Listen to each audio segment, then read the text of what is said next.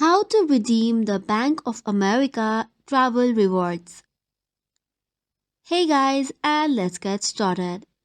It is quite easy to redeem your points for the Bank of America's travel rewards.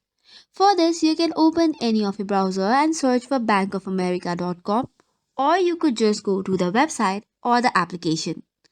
Once this is done, tap on sign in and log in using your credentials. Once that is done, you can select your account and then you will see the rewards section. From there, you can just go to redeeming rewards. Thereby, make sure to select your travel account, and once that is done, you have to now click on redeem points. Thereby, just give in your redeemed option and you're good to go. However, if you're not able to do it, you can also call on the customer support on the number 888-268-7800. So this way you can easily get the rewards point and redeem it. Points on your account are available for redemption as soon as they appear on monthly billing statement. So this is all for today's video. For more such contents, do not forget to hit the like and subscribe button. Thank you and keep watching.